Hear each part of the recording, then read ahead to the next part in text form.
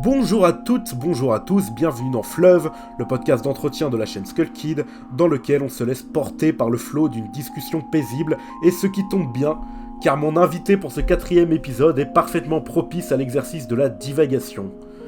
Depuis bien longtemps, il écume Twitch à grand renfort de réflexion sur la pop culture et les sciences sociales, dans des lives où se mêlent poésie, philosophie, culture, et le tout sans aucune forme de snobisme. Cet invité, qui a été recommandé par Lex lors du précédent épisode, c'est Philippe Maisetti. Salut Philippe, comment ça va ? Salut Skull. Bah ça va très bien. Je suis content d'être là, vraiment. Non vraiment, je suis content Je suis de content de t'avoir pouvoir aussi, hein. m'échapper un peu et pouvoir discuter un petit peu culture, quoi. Ça va me faire du bien Ah aussi, bah oui. quoi. Alors, peux-tu te présenter à ta manière, comme tu le veux ? Ouais, ça je pense que c'est possible que je le fasse. Alors je suis un vieux machin. J'ai 40, presque 44 ans. Je suis un vieux machin quand même. Il se trouve que autant le dire tout de suite, parce qu'il y a des biais qui sont introduits derrière et c'est normal de le dire. La période n'est pas facile là en ce moment, voilà. Je dois me battre avec pas mal de choses, quoi. J'étais un petit peu en pause aussi de mon côté et donc voilà, je suis content d'essayer de retrouver de retrouver un peu de poil de la bête et de m'accrocher à cet itinéraire qui est le mien quand même depuis pas mal d'années, quoi. Moi, je suis un garçon qui a une formation très classique. Euh, à part les bandes dessinées, un peu originales d'ailleurs, qui traînaient dans ma bibliothèque quand j'étais jeune. Je suis finalement un garçon qui a été très attiré par un lyrisme euh, complètement magnétisé par de la littérature très classique, du théâtre. Assez vite, un très bon copain à moi qui est devenu chanteur d'opéra depuis. Donc de l'opéra, beaucoup de théâtre et tout, quoi. Mais pas d'une famille bourgeoise, quoi. On faisait la queue pour avoir des billets à 5 euros pour pouvoir rentrer à l'opéra le mercredi après-midi et on y allait en... On n'a jamais compris pourquoi on mettait une cravate, pourquoi les gens mettaient une cravate pour aller écouter l'élixir d'amour, quoi. Donc du coup, j'ai un rapport à la fois assez peu bourgeois avec la culture, mais très intello, en fait, et très lyrique. Donc j'ai fait des études plutôt traditionnelles, quoi, et on en reparlera peut-être un petit peu après, quoi. Mais disons que la vraie révélation pour moi, ça a été la découverte d'une collection qui s'appelait Manga Vidéo à l'époque, euh, des DVD d'animés. Euh, 1 Akira, 2 Evangelion, 3 Ghost in the Shell, 4 Loa Gun de 95, etc. Bref, et je suis plongé dans un univers qui m'a fasciné, qui a continué à se mêler avec la culture classique à laquelle je suis resté très attaché. Et donc, du coup, j'ai eu un parcours de lecteur et de viewer intense, énormément d'animés, beaucoup de romans, pas mal de mangas, et puis une très très grosse période de comics, etc. Ce qui m'a plongé vraiment dans la culture pop qui a fait corps avec moi, quoi. Mais avec laquelle j'ai toujours un rapport effectivement très intello, euh, très matiné un petit peu des études ou des préoccupations que j'ai pu avoir au fil des années, qui étaient littéraires au début et puis qui sont devenues de plus en plus orientées autour des sciences sociales et de l'anthropologie culturelle, quoi. Pour finalement, après, en revanche, comment dire, j'avais un métier qui me prenait beaucoup et que je détestais du plus profond de mon âme, quoi, qui m'a empêché de produire et de créer quoi que ce soit pendant des années. Et du coup, j'ai tout raté, moi. YouTube, tout ça, j'ai raté, j'étais pas là, quoi. Et donc, j'ai débarqué, on va dire, en 2016-2017 du côté d'Internet. J'ai découvert, grâce à Twitter, des comptes de gens qui parlaient de manga. Je me suis remis au manga, etc. Et c'est seulement à partir donc hyper tard, quoi, seulement à partir de 2019 que j'ai commencé à produire des choses, quoi. D'abord, beaucoup de fils Twitter, très poétiques. Enfin, après, c'est de la bonne ou de la mauvaise poésie, j'en sais rien, mais en tout cas, c'était très poétique. Et puis je me suis mis derrière un micro et j'ai toujours adoré ça, quoi. J'ai fait un petit peu de radio et donc depuis quelques années, d'abord tout seul puis au sein d'un collectif, euh, je me suis mis à créer des formats d'émissions sur Twitch. Peut-être on expliquera pourquoi je suis pas du tout attiré par YouTube. D'abord sur Twitch tout seul, puis au sein d'un collectif Mais 80 à 90% de ce qu'on fait, c'est de la politique, hein. C'est de l'anthropologie décoloniale et tout. C'est pas du tout de la culture pop. J'avais juste un format à côté. Mais bon, c'était quand même de là que je venais, quoi. Bah, désolé, je suis long, hein. Je risque Non, d'être mais un non. peu long. Non, mais de toute façon, Non, tu réponds à des questions sans que j'ai besoin de les poser, je te les poserai juste pas. C'est juste ça, vu que tu les auras déjà répondu. Euh, Alors, il y a quelque chose qui m'a marqué quand même, qui me marque chez toi, c'est l'absence de hiérarchisation de la culture. Et du coup, je voulais ouais. notamment le fait, là, ce que tu viens de me dire, je me suis rendu compte que c'était l'inverse de la success story culturelle qu'on a habituellement. Parce que d'habitude, les gens ils disent oui, je lisais des mangas, je regardais des dessins animés, et puis j'ai découvert Voltaire, Camus ou je sais pas quoi. Et toi, c'est l'inverse. Donc du coup, je voulais te Ouais. demander, comment tu expliques la séparation qui semble exister, voire s'épaissir au fil des ans, entre culture populaire et culture savante, avec des guillemets à tous ces mots. Et du coup, est-ce que culturellement, lire ou regarder One Piece, ça équivaut à lire Dostoïevski? Ah, tu me renvoies vers. Je fightais avant sur ça. J'ai eu une période sur Twitter où j'allais fighter du Antoine Goya, du chef otaku. J'ai fini cette période-là et tout quoi. Mais il m'en est resté quand même pas mal de réflexions de ce moment-là. Bon, d'abord, j'ai pas lâché la culture classique, hein, comme on dit quoi. Ça, j'ai toujours continué, ça s'est toujours mêlé. De toute façon, ça a jamais changé. Alors, en revanche, effectivement, c'est l'avantage de pas être. En fait, c'est assez compliqué. Je crois pas au concept de transfuge de classe. C'est-à-dire que, mais en revanche, je suis issu d'une, on va dire, d'une bourgeoisie non culturelle. Mes parents enfin, viennent de milieux qui sont plutôt pauvres, quoi, de milieux marseillais plutôt pauvres. Mais mon père adore les livres et c'est devenu un grand général et tout, etc. Il a lu beaucoup d'histoires, etc. Ma mère, pareil, elle dévore des livres et tout, quoi. Donc, et surtout, il y avait un discours très positif envers l'école. Mes trois frères et moi, on a fait des études, tout ça, etc. Et mes frères sont devenus des grands intellectuels reconnus, tout ça. Mais mais en revanche, on n'avait pas un premier degré culturel. Euh, on n'avait pas ça dans notre habitus. Ça veut dire très jeune, il n'y avait pas une espèce de privilège d'essence de tel ou tel, qui est en fait un privilège d'apparat et d'étiquette de telle ou telle œuvre sur une autre. Quoi. J'ai pas eu ça. Donc du coup, moi, quand j'ai découvert Akira, bah, il y a des thématiques qui m'ont fait penser à Cronenberg que je découvrais en même temps, à Zola notamment dans La faute de l'abbé Mouret, mais un jour je développerai ça parce que ça m'intéresse beaucoup, qui était présent, le poème de Baudelaire à une charogne qui décrit une déclaration d'amour, une espèce de cadavre qui est plein de vie parce qu'il pustule quoi, et donc moi Akira, Baudelaire. Et assez vite, en fait, ce qui m'a intéressé, c'est le concept de trope, quoi. C'est-à-dire de voir comment un trope, il se transforme, il se modifie, il change d'une épistémée, d'un concept, d'un contexte à un autre et tout, etc. Moi, c'est ça qui m'a plu. Et donc, très, très vite, en fait, vu que j'avais pas, vu qu'il n'y avait pas de privilège social issu de mon éducation qui serait attribué à telle œuvre plutôt qu'à telle autre, quoi, moi, j'ai tout mis à plat, quoi. Franchement, il y avait rien qui avait. Alors après, je reconnais qu'il y a des œuvres, on pourrait en parler et tout. J'ai quand même pas complètement renoncé au concept de valeur. À certains moments de ma vie, ouais, j'ai complètement lâché l'affaire. Mais bon, j'ai pas renoncé complètement au concept de valeur, quoi. Donc, je dirais pas que j'écrase toutes les œuvres les unes contre les autres.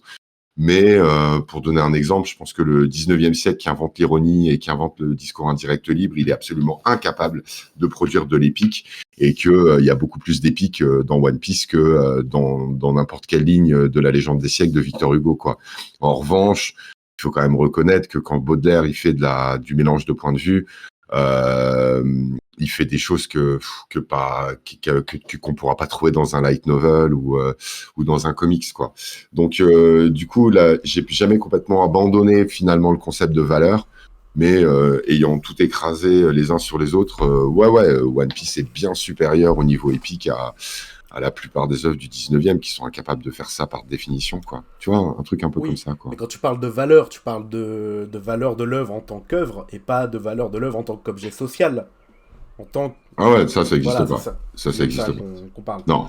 Ouais, voilà. Non, ça existe pas. C'est-à-dire le concept d'artiste, le concept d'œuvre, tout ça, c'est de la construction sociale historique et tout, très bourgeoise. Je l'ai raconté plein de fois cette histoire-là. On peut aller des portraits de peintres de Vasari jusqu'au suicide de Kurt Cobain pour comprendre la construction bourgeoise du concept d'artiste. On peut aussi voir quels sont les processus de fabrication du classique dans l'institution littéraire française depuis la fin du 19e, etc.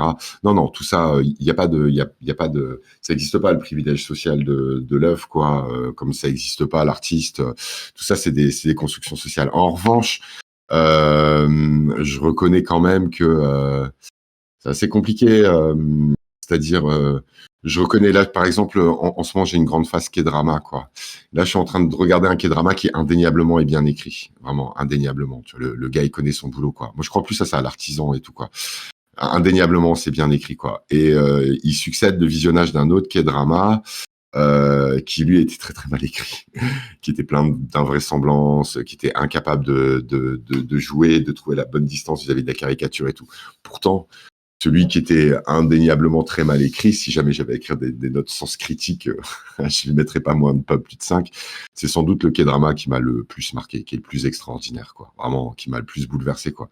Donc du coup, ouais, pour la valeur, mais en même temps, c'est tellement pas ça qui compte, la valeur. C'est vrai. Voilà. Et du coup, tu disais, il n'y a pas d'artiste. Alors, c'est une phrase un peu choc. Est-ce que tu veux dire par là le statut social d'artiste ou... Parce qu'il y a quand même des gens qui conçoivent des objets culturels en exprimant leurs sentiments, ce genre de choses. Est-ce qu'on pourrait les considérer comme un artiste?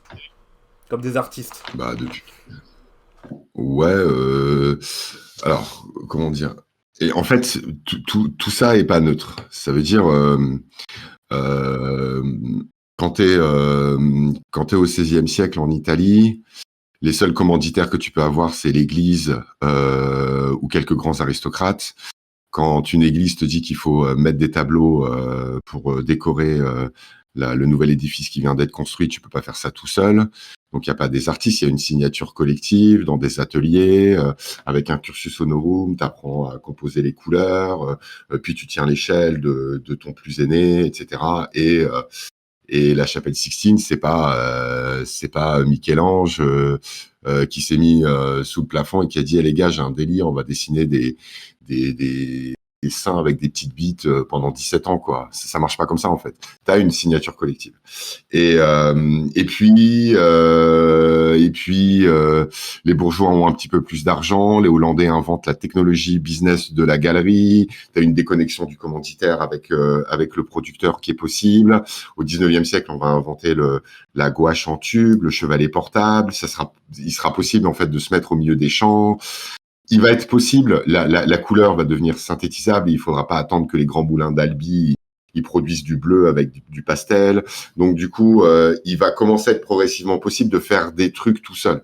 Et du point de vue de l'écriture, il va y avoir une baisse de la censure à partir du milieu du 19e siècle. Donc l'Académie française qui est née en 1635, celle des Beaux-Arts en 1638, va perdre un petit peu de sa superbe dans la fonctionnalisation du travailleur de l'art, en fait, quoi.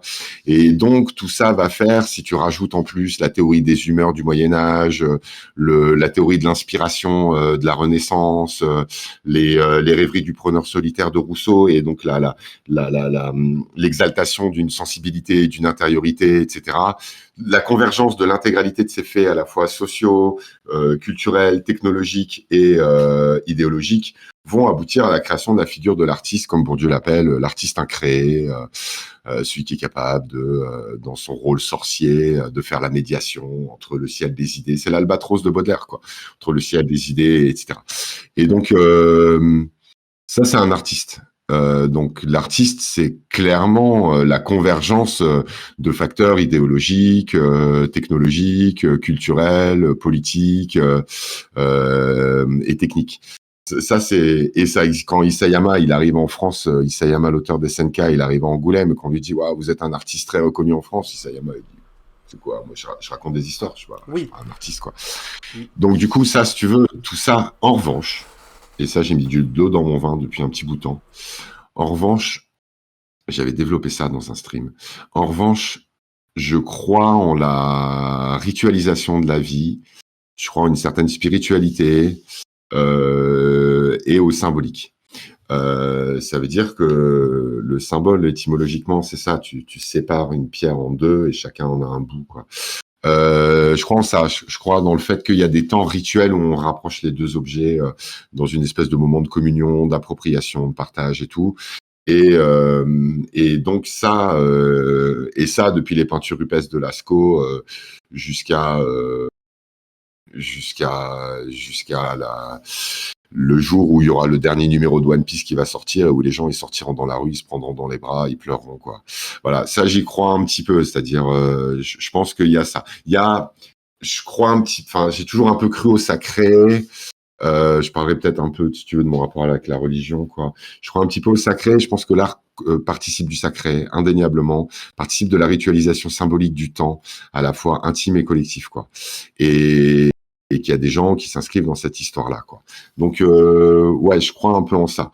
Maintenant, je pense qu'il s'est passé un truc en 1920 qui est dramatique, vraiment dramatique, et qu'il faut qu'on en sorte. Et ça, c'est un engagement politique qui est très fort. Qui pourrait être incarné par le manifeste du surréalisme d'André Breton, par exemple. Cette idée que l'art serait l'exploration des continents sombres de l'homme. C'est une phrase de Michaud, ça. Et donc, je crois que c'est absolument terrible. Pourquoi ? Parce que c'est l'aboutissement, c'est la pointe d'aboutissement de l'idéologie de l'artiste romantique, puis jusqu'à l'art contemporain, en fait, qui lui repose plus sur le geste, la performance, l'installation. Mais on est toujours dans la même idéologie de ce que serait un artiste. Et je pense que c'est dramatique. Pourquoi ? Parce qu'explorer les continents sombres, les pulsions, toutes ces conneries dans un monde patriarcal blanc, ça peut aboutir qu'au fait que tu vas créer de la minorité, tu vas laisser à des gens trop de place, tu vas te retrouver avec Polanski, Matzneff, avec l'autre connard d'auteur de bande dessinée, là, je sais plus comment il s'appelle. Bastien Vives ? Non. Ouais, lui, tu vas te retrouver avec tout ça, en fait, quoi.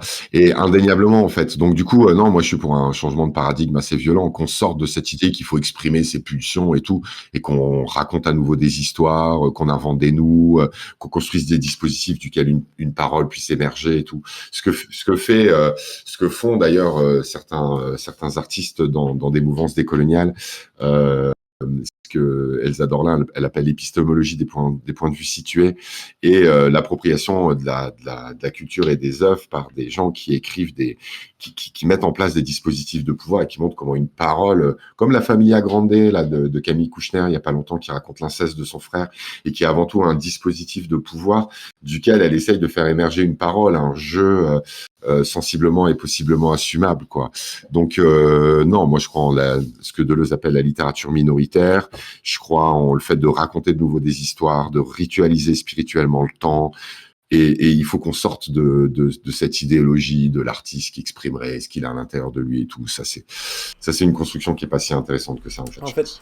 En fait, là, pour revenir une dernière fois là-dessus et pour clarifier un peu le sujet, alors je te rejoins sur l'importance des conditions de production et de diffusion, ainsi que sur la notion, l'idéal bourgeoise d'artistes inspirés, de l'inspiration, mais on peut quand même reconnaître que un objet culturel est issu d'une individualité qui s'exprime, et que l'attaque des Titans n'aurait pas été pareil si c'était pas Hajime Isayama qui l'avait écrite. Est-ce que peut-être seul ce mec pouvait écrire cette histoire ? C'est ça qu'on entend par c'est un grand artiste, je pense. Ouais, mais qu'est-ce que tu fais d'un film de Ford ou de The Wire ? Ah bah là, il y a plusieurs individualités qui se confrontent, là, forcément.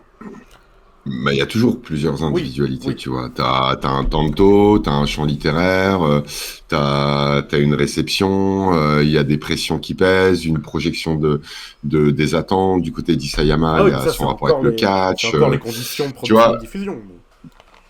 Ouais, mais c'est-à-dire, est-ce qu'à un moment ou à un autre, il y a des gens qui ont des trucs à raconter ? Ouais, peut-être. Ok, je veux bien. C'est-à-dire, il y a un certain. Est-ce qu'il y a des gens à un moment ou à un autre qui ont un certain talent ? Ouais, pourquoi pas, indéniablement. Maintenant, ça a absolument aucun sens. J'ai fait un très long stream. Je me suis régalé, mon stream préféré sur sur le grunge, sur l'histoire du grunge et sur ce que c'est que Seattle, en fait. Et en fait, ça avait pas de sens pour moi de faire un truc sur Nirvana. En fait, ce qui a du sens, c'est de parler de Seattle, de ce qui se passe à Seattle. Et oui, Nirvana, Alice in Chains, ou quelques groupes ou artistes de l'époque ont su sont des figures de sublimation un petit peu de ce qui pouvait se passer à ce moment-là à Seattle. Mais je sais pas si Kurt Cobain m'intéresse autant que Seattle. Mais ça, c'est un point de vue plus personnel. Je pense que Seattle m'intéresse plus que Oui. Kurt Cobain.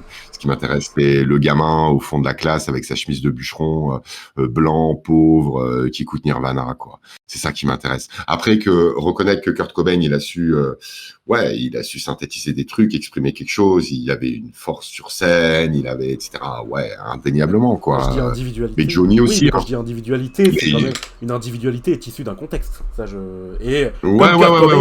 Mais qu'après. Ouais, mais qu'après, il y a des gens qui soient capables d'incarner et tout, etc. Avec ma fille, j'ai montré à ma fille, j'étais trop content. J'ai montré à ma fille quasiment l'intégralité du concert de Johnny au Stade de France sous la pluie. C'était génial.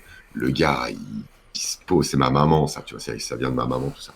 Le gars, il se pose sous la flotte, il chante Diego et tout. Ma fille, elle était là, ouais, elle a 11 ans, elle écoute de la K-pop, elle était là, ouais, c'est vrai, c'est fort et tout. Donc, ouais, qu'il y ait des gens qui, à certains moments, et pour moi, Johnny, c'est un putain d'artiste, hein, tu vois, dans ce cas-là, si on y va comme ça, tu vois, voilà, il y a de l'incorporation, il y a une capacité d'incarnation, il y a une présence, il y a des récits qui sont racontés, il y a une habileté à raconter et tout.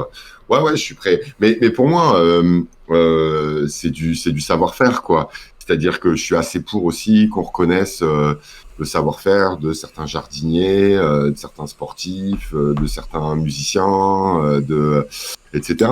Dès qu'il y a une parole de résistance et que la production n'est pas un mot d'ordre inscrit dans une dynamique néolibérale de réduction de l'humain, ben il y a possibilité d'avoir une parole de résistance, une parole forte et tout. Et cette parole-là, ça peut être la petite plante que tu creuses avec ton fils ou les échanges de paniers avec ta grande fille ou de la peinture sur figurine, quoi. Tu vois. Je vois très bien, ouais.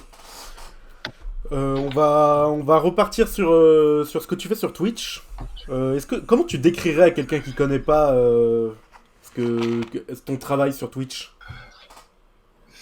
Alors, il y a deux types de travail sur Twitch. Il y a d'abord une contradiction. Désolé, mais je vais répondre à la question, mais il faut passer par là. Il y a d'abord une contradiction très forte. Ça veut dire, bon, on parlera peut-être un peu de YouTube, mais moi, YouTube m'attire pas du tout, du tout. En fait, moi, ce qui m'intéresse, et ça, c'est, comment dire, moi, j'ai besoin de Twitch pour pas mourir, en fait. Enfin, c'est très fort. Ça veut dire, il y a eu des moments où cette activité-là m'a donné un sens, m'a permis de me lever le matin, etc., etc. Qu'est-ce qui me plaît, en fait? Ce qui me plaît, c'est des lives longs de 4 heures, 3 heures, 4 heures, 5 heures, 6 heures, des fois, et tout, etc.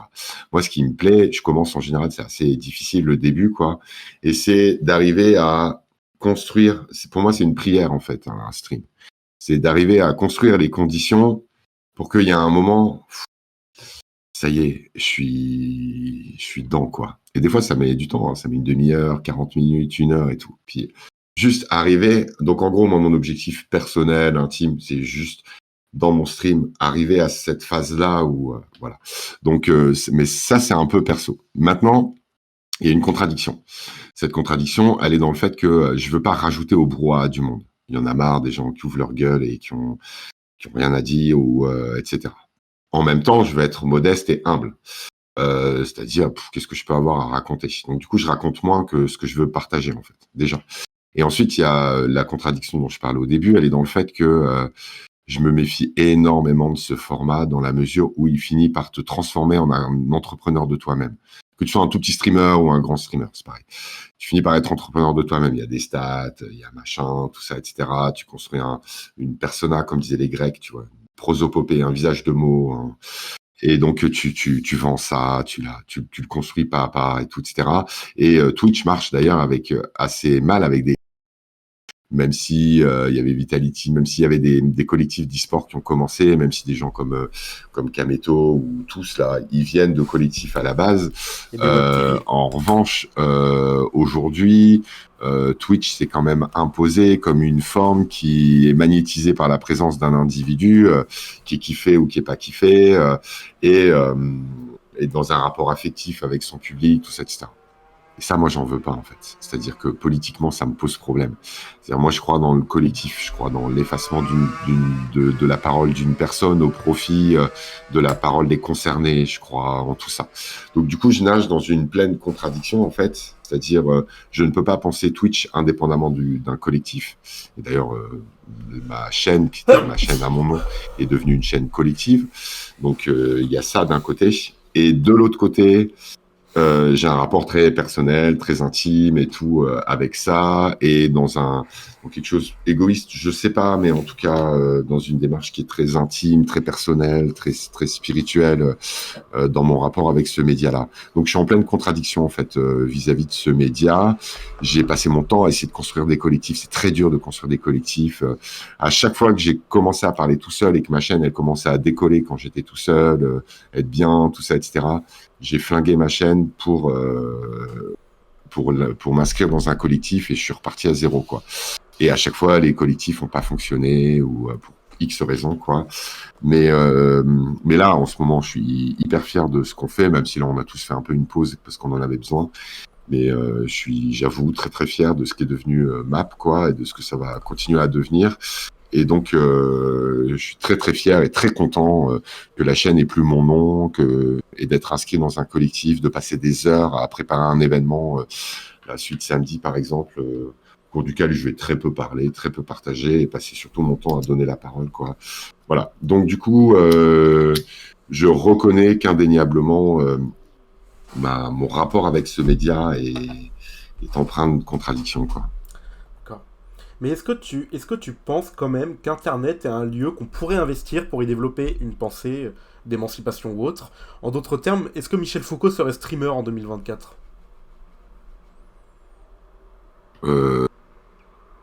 Ouais, mais c'est pas là que ça se passerait. Pas sur Twitch, tu veux dire? Ça veut dire, bah, comment dire? Michel Foucault, c'est rien, Non, hein. mais je veux C'est-à-dire, dire, c'est un exemple mais tu vois, d'intellectuel. ouais, mais je vois ce que tu veux dire. Je vois ce que tu veux dire. En fait, euh, comment dire? Ça n'existe pas de convaincre quelqu'un. Voilà, c'est ça que je pense, c'est ça qu'il faut commencer par dire. Ça n'existe pas vraiment de convaincre quelqu'un. Ça veut dire, je crois plus en ça, moi. Je crois plus dans le fait qu'on pourrait faire société, qu'on peut convaincre des gens. Je crois pas dans un messianisme révolutionnaire de la pensée, etc. Je crois pas dans la pensée. Je crois assez peu dans la pensée émancipatrice et tout. Ce que je crois, c'est que il faut produire ce que la sociologue Florence Weber appelle des niches de vivabilité. Des espaces où on puisse être un peu protégé, lutter, se protéger les uns les autres, protéger, etc. Et ça, c'est construire des tiers-lieux, construire des forums, construire des serveurs Discord, faire des trucs ensemble, etc. Je crois en ça, en fait, quoi. Mais du coup, un intellectuel avec une pensée puissante, ça revient sur l'idée de l'artiste, hein, c'est-à-dire, je crois assez peu en ça, quoi. Donc, oui, ça a pu croiser des gens, leur faire du bien, et ça a pu permettre à certaines personnes pourquoi pas, de s'émanciper, justement, quoi. Moi, ça a été le cas, par exemple, j'ai des auteurs qui m'ont beaucoup marqué, mais enfin, il y a tellement peu de gens qui sont foutus d'une façon à pouvoir changer à partir de la pensée. Elle est pas là, la vie. La vie, elle est pas là, quoi. Moi, j'ai eu des élèves pendant 15 ans. C'est pas d'écouter Michel Foucault qui aurait changé quoi que ce soit dans leur vie, quoi. En revanche, se démerder pour continuer à faire vivre le petit garage d'à côté dans lequel ils pouvaient tuner leur scooter, quoi. Ben, c'est plus important que la pensée de Foucault, quoi. Parce qu'au moins, ils passaient du temps ensemble, ils étaient contents. Tu vois ce que je veux Oui. dire? Je pense pas enfin, je pense pas que ce soit mieux, en fait, vraiment, très profondément, vraiment. Je pense pas que ce soit mieux de lire un livre que de tuner son Oui, scooter. oui, bien sûr. Très, très, très profondément, tu vois. Et donc, la pensée, franchement, honnêtement, tout est à dispo, quoi.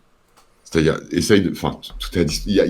On a inventé, c'est pas compliqué, en fait, au début du XXe siècle, la physique quantique d'Einstein d'un côté, de Bohr et de quelques autres, sur l'idée que on ne mesurait que son instrument de mesure, en fait, quoi. Si tu veux savoir si la lumière c'est de la matière qui se déplace ou si c'est une onde qui se propage, tu vas mettre en place un protocole expérimental. Si tu mets en place un protocole expérimental pour prouver que c'est une onde qui se déplace, la réponse ça sera oui, c'est une onde qui se déplace. Tu mets en place un protocole expérimental pour prouver l'existence du photon comme un élément de matière qui se déplace, ça marchera aussi, quoi. Ce qu'a montré la science, puis après la théorie de la réflexivité chez Bourdieu, etc., c'est que il y a le monde est contaminé par le regard qu'on porte sur lui, d'une part, et d'autre part, il y a une construction sociale historique, quoi. Et à partir du moment où tu rentres tu acceptes quelques acquis du constructionnisme et que oui, il y a une construction sociale de la réalité, il y a une construction sociale du temps. Il y a un livre de Norbert Elias qui est extraordinaire sur ça, qui s'appelle Le Temps, qui est pour moi définitif, en fait. Et moi, la révélation, c'est pour moi le bouquin de Norbert Elias, c'est définitif. Le temps, ça n'existe pas. Ce qui existe, c'est la construction sociale du temps. Les outils, on les a, mais va parler à ma grand-mère qui était hyper sympa et qui elle était chouette, il y a pas de problème, ou à un droitard dans la rue et va leur expliquer que la réalité c'est une construction sociale. Tu vois, les outils on les a, il y a rien, tout ça c'est pas décisif dans la lutte en fait. Ça c'est contre-productif. Regarde le concept de racisé, il est très très bien scientifiquement d'un point de vue militant, il est très bien ce concept-là. Mais si les gens ils en veulent pas, si les concernés en veulent pas de ce mot-là, ils en veulent pas. Tu vois ce que je veux dire? Donc je pense pas que la pensée soit quelque chose de décisif. Je suis bien d'accord sur le fait qu'on ne peut pas apprendre quelque chose à quelqu'un qui n'a pas envie d'apprendre quelque chose. Ça, c'est sûr. Ce qui nous mène sur le terrain de l'éducation nationale, c'est autre chose. Ouais, De quoi? Tu veux en parler un peu? Je sais pas, parce que je crois que t'as été prof. Ouais. Ouais, j'ai été prof pendant 15 ans et je vais le redevenir à partir de septembre, en fait, parce que je ne peux plus vivre comme ça, quoi. J'ai vécu une grande précarité, donc je vais être obligé de reprendre ce boulot-là. Non, je pense que je le déteste du plus profond de mon âme. Vraiment, tu détestes être prof? Ça. Ah ouais, j'ai détesté ça. Ouais, j'adore parler avec des gamins, et je le fais tout le temps. J'ai continué à le faire ces 10 dernières années. Je donne des cours, enfin c'est pas des cours, mais je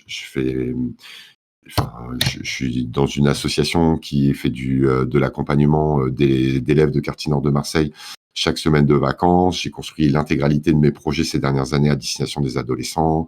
C'est un public que j'adore, que je connais bien, avec lequel je m'entends bien, avec lequel je parle de manga. J'ai construit des projets de liens entre des gamins qui faisaient des gunpla et des anciens qui faisaient des maquettes de bateaux.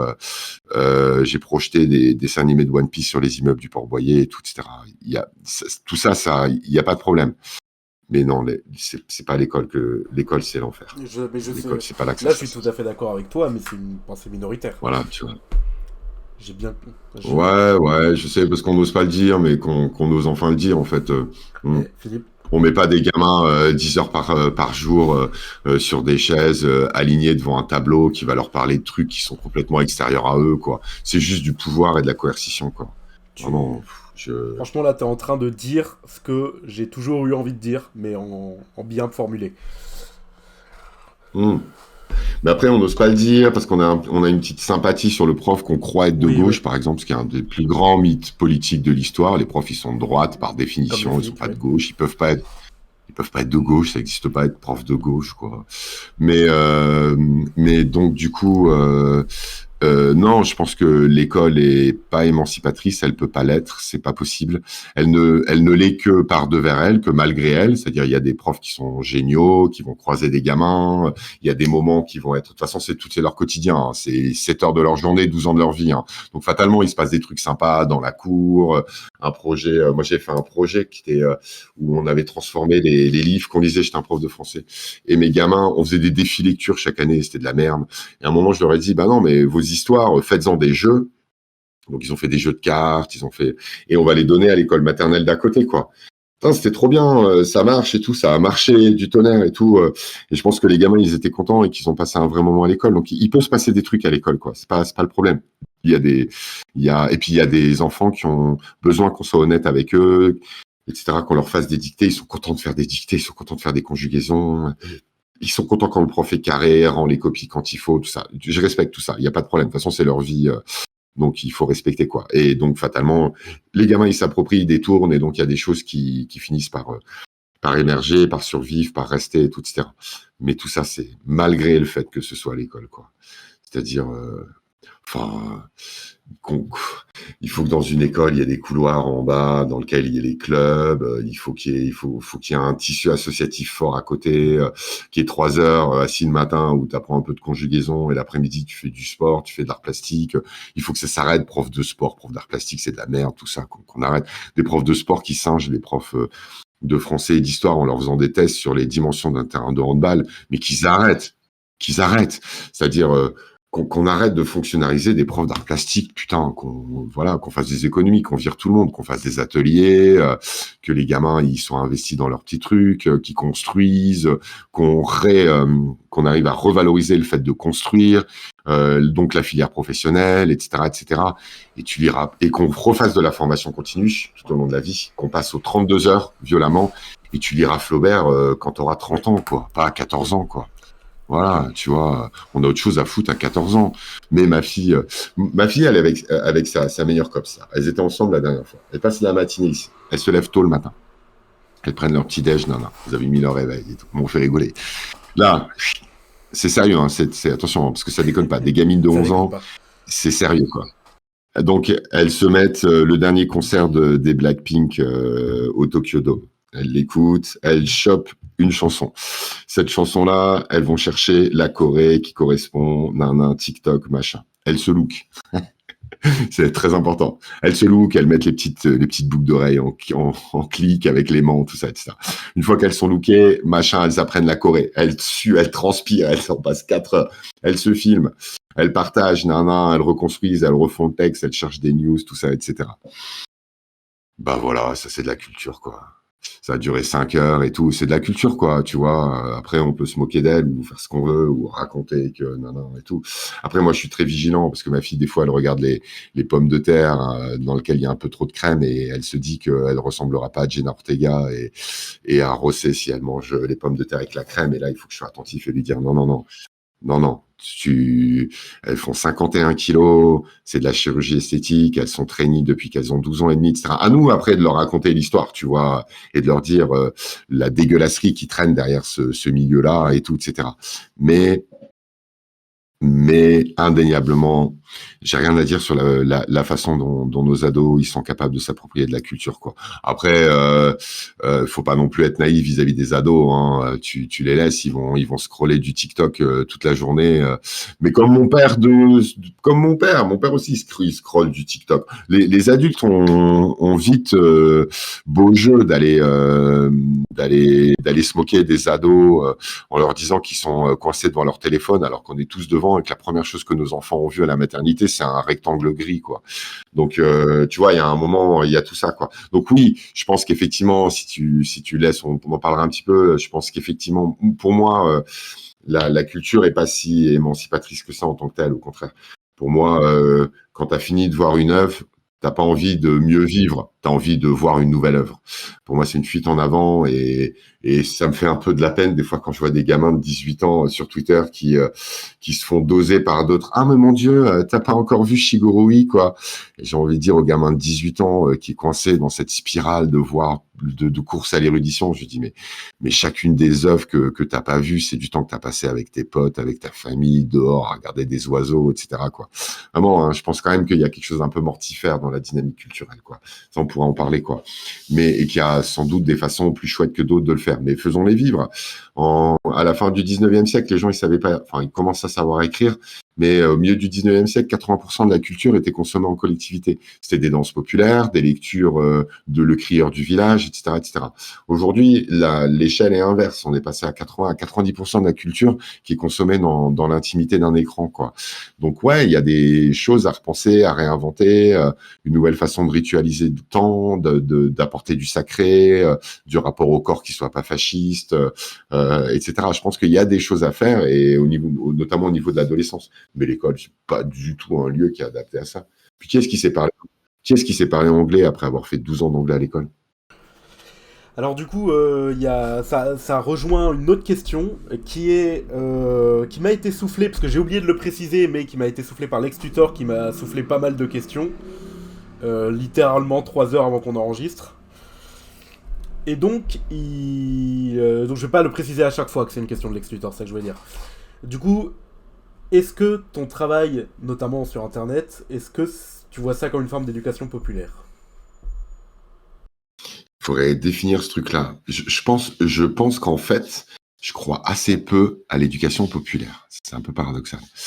Euh, Moi, mon but quand je fais un stream, bah après, il y a deux streams différents quand même, hein. Tu vois, tu as des streams poétiques autour de la culture et puis les streams qu'on fait qui sont politiques, eux.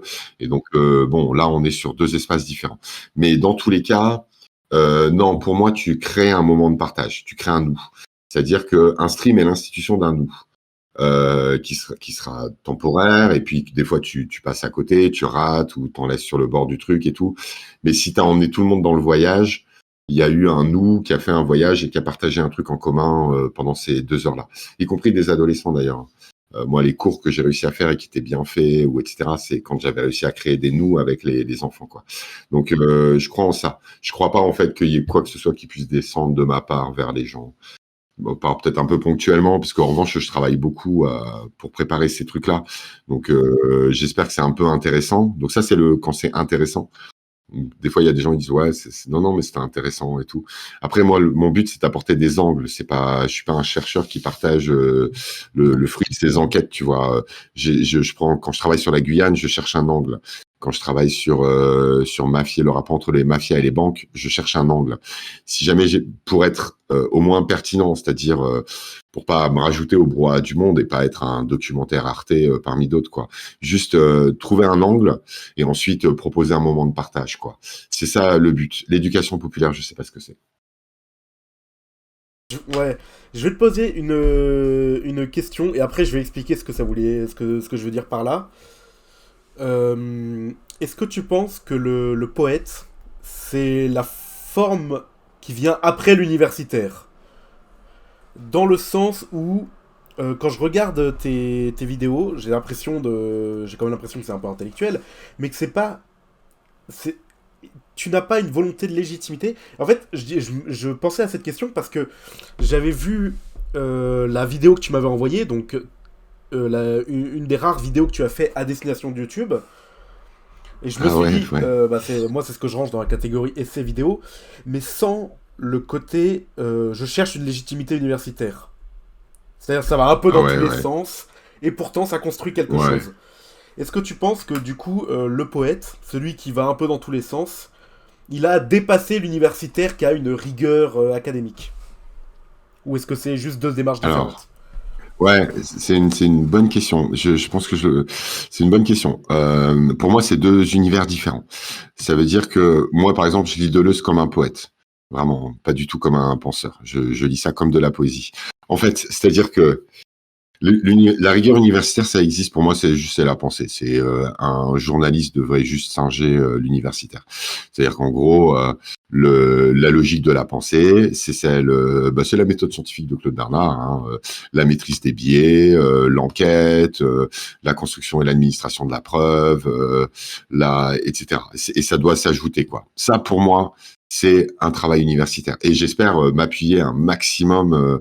Quand on fait des streams, et même quand je fais des streams littéraires, quand on a fait le stream ensemble, nous on a fait la sorcellerie hein, ensemble, quoi. Euh, le celui Non, d'avant, celui que j'ai fait c'était avec toi, quoi? c'est les quatre éléments.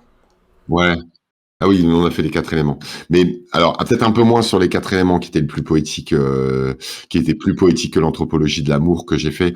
Sur l'anthropologie de l'amour, ce qui comptait pour moi, c'était de raconter un paradigme de pouvoir. Sur la sorcellerie, pareil, quoi. Et donc là, indéniablement, je me suis pris la tête et tout, et j'ai lu, je veux pas dire des conneries sur les sorcières, quoi. Je suis allé lire des choses, etc. Donc ça, pour moi, c'est très important. Maintenant, moi, je fais pas ça. C'est-à-dire que, et Deleuze non plus. C'est-à-dire que moi, ce que je fais, c'est, enfin, quand je parle de culture pop, et les 4 éléments, ça marche bien. Moi, je suis très très marqué par la démarche de Bachelard et d'un critique de poésie qui est mort il y a pas très longtemps, qui est assez peu connu, qui s'appelle Jean-Pierre Richard, qui travaillait comme ça. Moi, ce qui m'intéresse, c'est une obsession. Le concept, le moment. Pour moi, la poésie, c'est le moment où le concept devient une obsession.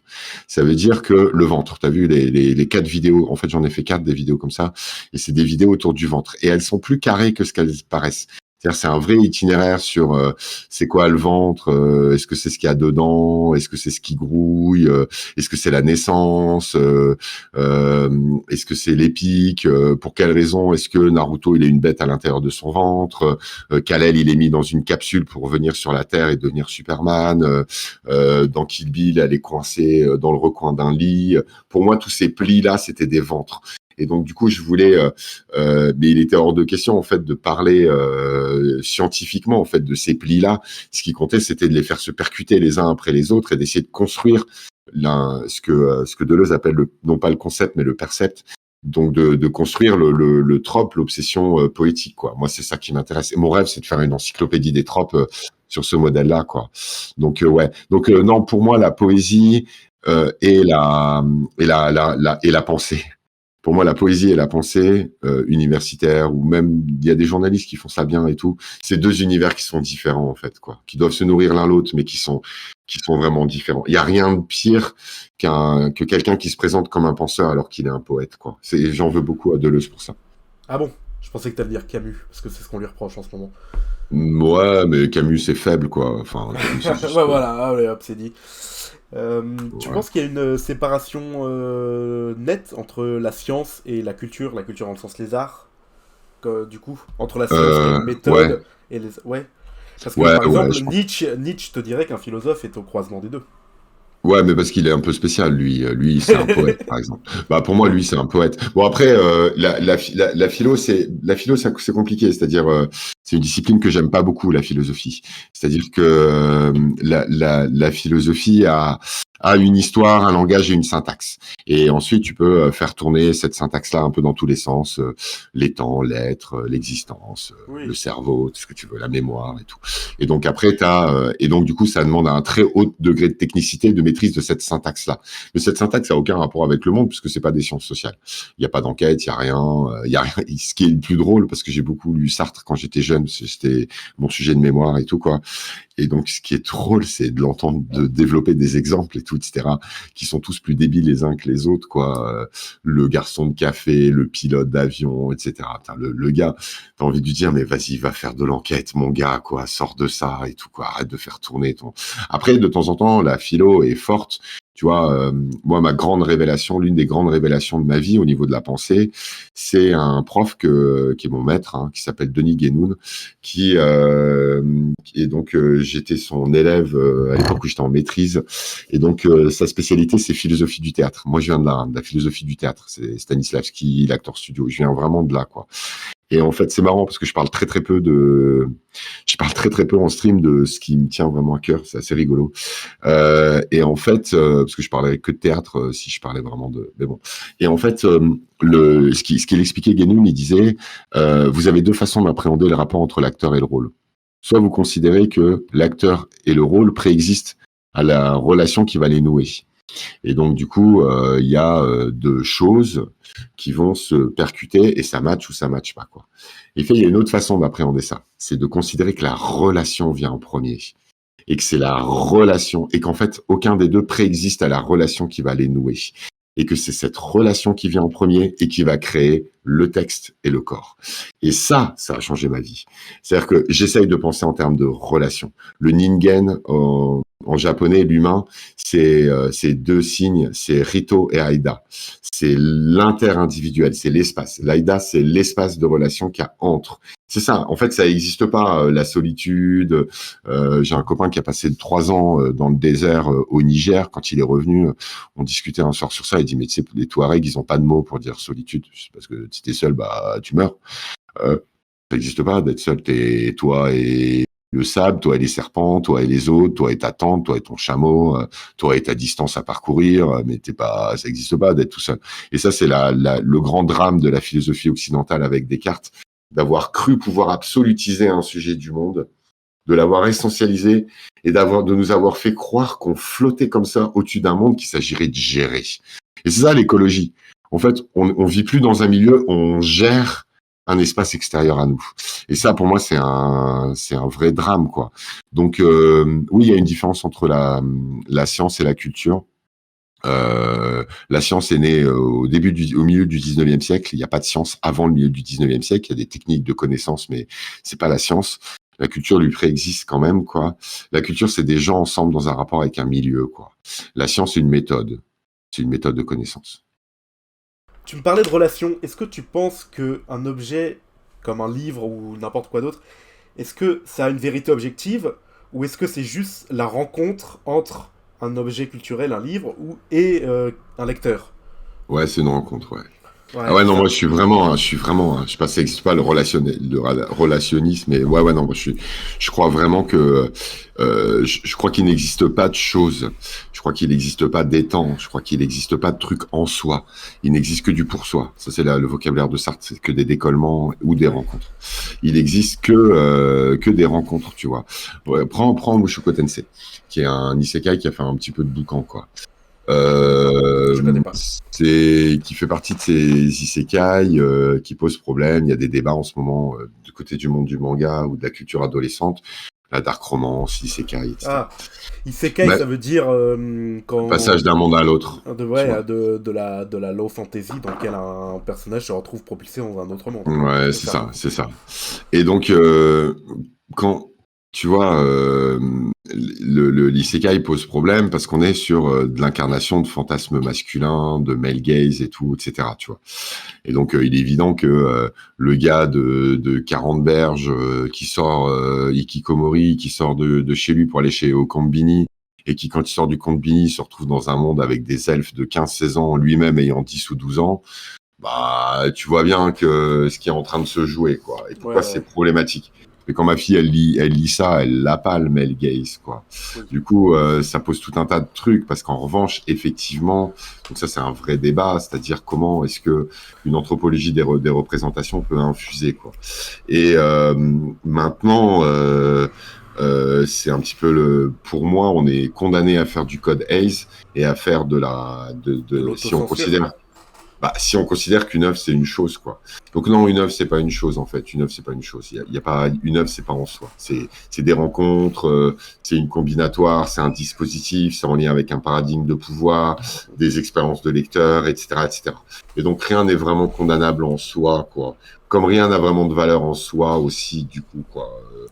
Je crois pas en la chose, en fait. Et ça nous mène, enfin ce que tu dis, ça nous mène à la question, est-ce qu'il y a une morale de la création? Est-ce qu'il y a des choses qui sont immorales à faire dans un livre, un film, dans quoi que ce soit, quand on crée une œuvre créative? Tout à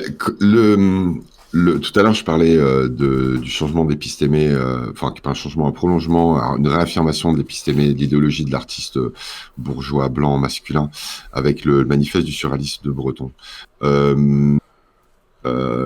Si tu veux, si on vivait dans un monde dans lequel on avait multiplié les créations partagées, dans lequel une grande partie des apprentissages passerait par des ateliers, dans lequel des femmes, des noirs, des trans s'exprimeraient assez massivement, dans lequel, etc., etc.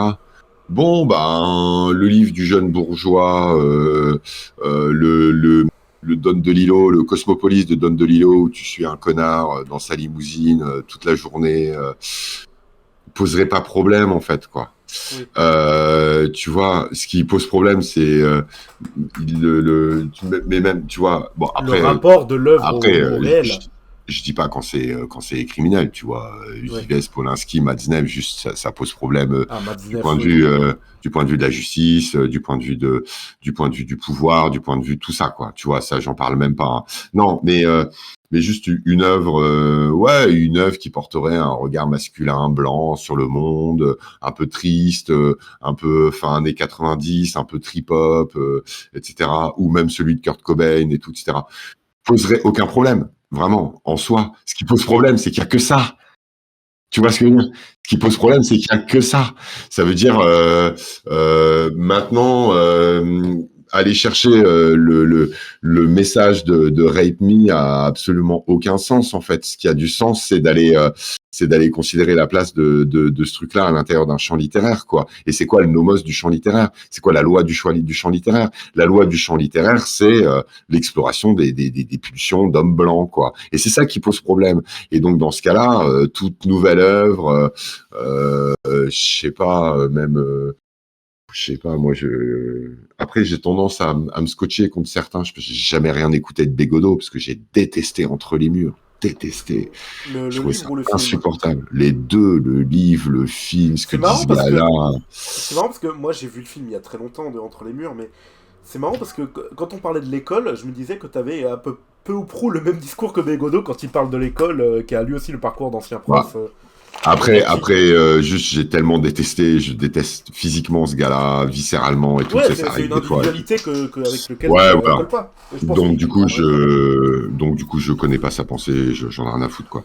Mais ce que je veux dire, c'est, indépendamment de lui, c'est que, euh, non, l'œuvre, elle est forte quand elle explore, quoi.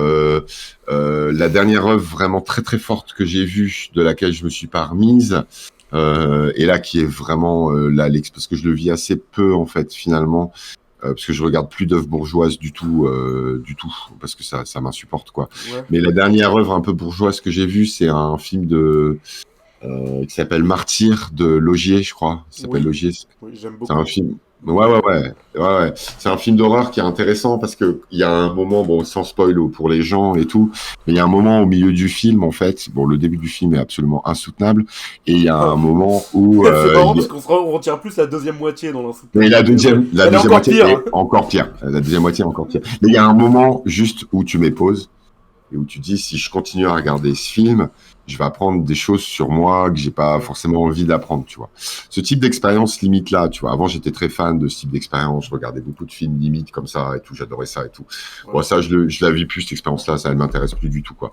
Mais, tu vois, je trouve que c'est indéniablement intéressant. Le problème, c'est qu'il y ait que des Laugier et qu'il y ait que des Polanski, Oui, qu'il y ait que des Benoît Jacot, qu'il y ait que des, etc. Et que finalement, en plus, au bout du compte, les films des années 90, c'est toujours tous les mêmes. Celui avec Kremer et Sophie Marceau, celui avec Judith Godrèche et l'autre connard de Jacot, c'est toujours les mêmes ouais. films, quoi. C'est le gars bourgeois, quarantenaire, intellectuel, Oui. qui arrive plus à vivre, qui arrive plus à nana, et qui croise une gamine de 16 ans qui le fait vivre. Et Asano, il fait ça, putain, excusez-moi, je veux le dire. Comment il s'appelle Asano, Asano? il fait ça dans Errance et Reiraku, ça s'appelle en japonais.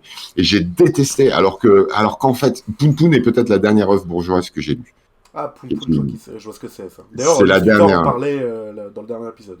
C'est le dernier, voilà, c'est la dernière chose que c'était à la fois, j'ai trouvé, c'était une expérience gigantesque et en même temps, ça m'intéresse plus voilà. Et Reiraku m'a juste dégoûté, quoi. Alors, Vraiment, voir toi, Asano raconter l'histoire des bourgeois blancs parisiens des années 90, ça m'a. deux questions d'un coup. Quand tu parles d'œuvre bourgeoise, qu'entends-tu exactement? Est-ce que tu parles d'une œuvre faite par un bourgeois qui porte un regard bourgeois ou c'est autre chose de plus spécifique? Non, ouais, non, c'est plus spécifique, ouais. Ouais, ce que j'appelle l'idéologie bourgeoise, c'est celle qui est née euh, avec l'idéologie romantique. Alors, l'idéologie romantique en Espagne et en Allemagne, type Goethe et tout, etc. C'est pas du tout l'exploration d'une intimité, tout ça. C'est pas du tout ça. C'est une réappropriation de la culture allemande, de la culture espagnole contre le rationalisme des Lumières. Et là, il faut lire Faust et tout, etc. Ça, c'est le romantisme. Mais Le romantisme, surtout tel qu'il a été développé en France, c'est vraiment l'érection du jeu dans un rapport avec une intimité, construction d'une intimité d'ailleurs qu'on pourrait plutôt originer du côté de la confession. Il faut voir comment c'est une technologie de pouvoir de ouf, la confession. La confession, t'es un prêtre, tu demandes à des gens de raconter avec qui ils couchent, qui a hérité de quoi, qui va partir, qui, etc. Donc c'est une putain de technologie de pouvoir, la confession avant tout, et c'est une façon de faire exister une intériorité ou une authenticité, etc. Et effectivement, le bouquin de Rousseau, moi je suis un grand lecteur de Rousseau, mais ce type est complètement... Rousseau contre Jean-Jacques est un roman extraordinaire. Il y a Rousseau qui parle à Jean-Jacques, c'est un truc de ouf, quoi. Bon bref, donc ça... je le connaissais pas celui-là, c'est Rousseau qui l'a écrit un livre Ouais, ouais, ouais, ouais. ces deux personnages. Ouais, ça s'appelle Dialogue. Et donc, ces deux personnages, ouais, il faut lire ça, c'est ouf. Et donc, tu vois, bah, le gars, il est allé loin, hein, de toute façon, quoi. Donc, pour moi, Rousseau, c'est vraiment la naissance de ça, là, de cette fausse invention d'authenticité, comme quoi on serait plus authentique dans sa vie intime et personnelle que ailleurs, etc. Moi, je crois pas du tout en tout ça. Le côté de l'intériorité, tout ça, etc.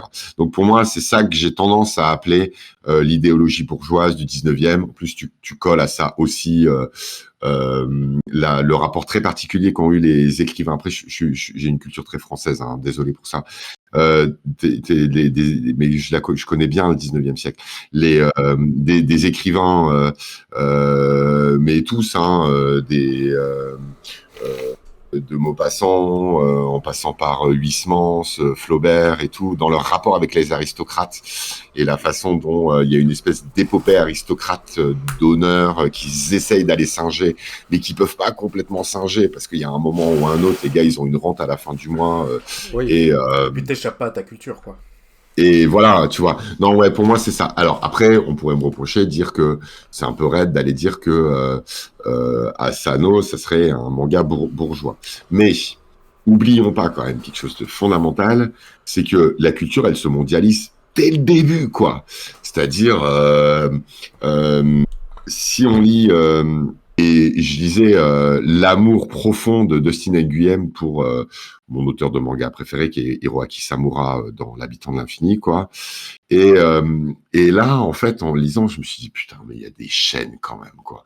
Les films de Kurosawa, c'est des films de Horde qui ont inspiré le western de Horde, des Sept Salopards, en passant par la Horde sauvage même, etc., qui ont été très inspirés de Kurosawa. Mais Kurosawa, quand il fait son film de samouraï western, il est inspiré par les films de Hawks et de Ford.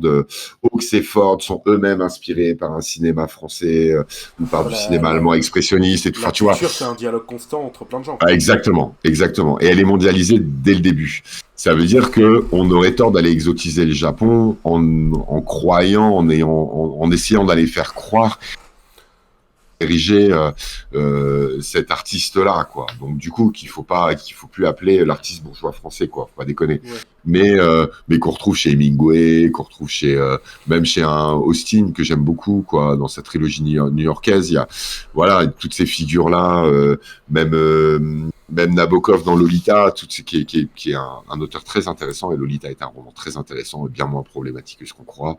Mais ce que je veux dire, c'est que cette figure-là de l'artiste, elle va tourner tout au long du 20e, et puis c'est les driftings de Pollock, etc. C'est l'autre fantasque de Basquiat qui filme une autobiographie à 21 ans.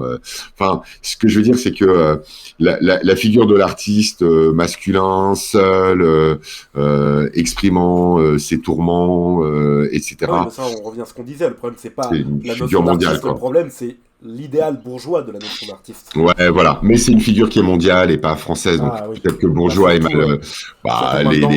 Le monde est mondialisé déjà, quoi. Ouais, voilà. Complètement. Les films de l'autre crétin là qui a fait New York et Annie Hall, quoi. Voilà, ça c'est des films bourgeois comme ceux d'Asano, tu vois. Donc je sais pas si ça a du sens d'utiliser ce terme-là. Il faudrait trouver la version mondiale anglo-saxonne peut-être de bourgeois, quoi. Je reprécise, ton problème, ce n'est pas qu'il existe des films bourgeois, le problème, c'est que Non, les films non. bourgeois sont majoritaires. Ouais, ouais. Et même hégémoniques, on peut Ouais, dire. clairement. Ouais, clairement. Ouais, clairement. Ouais, dans un autre monde, j'aurais aucun problème à aller regarder Annie Hall. Au contraire, je trouve que c'est mon réalisateur préféré, c'est de loin Bergman, quoi. Et Scène de la vie conjugale, qui est mon film préféré, quoi.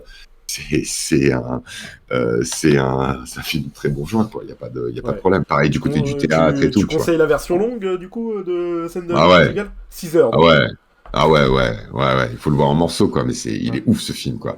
Mais après, il est peut-être plus épique que ce qu'on croit, il est plus tragique que ce qu'on croit, quoi. Ok. Mais donc, du coup, non. Puis c'est de là dont je viens et tout, etc. Non, il y a des choses qui sont très, très intéressantes, quoi. Oui. Mais oui, non, le problème, c'est cette hégémonie-là. Sinon, il y aurait aucun problème. Mais il y a aucun problème pour personne, en fait. C'est-à-dire les des copines très féministes que je peux avoir. Elles ont notamment, je pense à un débat qu'il y avait eu euh, le jour où à la Greg, ils avaient proposé les poèmes d'André Chénier, qui est un poète assez obscur du 18e, qui est surtout connu par un opéra de Giordano d'ailleurs. Il y a trois agrégatives qui avaient mis en avant le fait que dans tel poème de Chénier, genre il y avait un viol, quoi. Et comment est-ce qu'on l'exprimait à l'oral? Et il y a eu une levée de bouclier de tout le champ littéraire, etc. Donc c'est l'avant anti-wokisme Ouais, ouais, qu'on a ça. construit ce La concept. morale n'est pas du côté de ceux qui le Ouais. croient. Et il n'y a pas une de ces agrégatives qui aurait voulu qu'on censure Chénier. Elles ont trop kiffé en plus travailler sur Chénier, il n'y a aucun problème. Enfin vraiment, c'est nos réacs qui croient ça, quoi. C'est pas du tout le problème. Il y a aucun problème à aller voir. Non, après tu grinces un peu et t'as beaucoup plus de mal à aller voir un film quand tu sais que le réalisateur est un violeur, quoi. Ça c'est un autre problème. C'est quand même tu vois, voilà. Et après c'est chacun vis-à-vis de ce truc-là, quoi.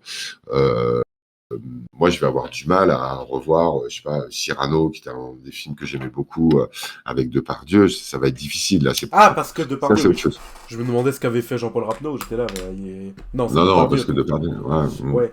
Et pourtant, tu parles de Bastien Vivès qui n'a violé personne. De ce qu'on Non, sait à l'heure actuelle. Et c'est l'œuvre qui te pose problème.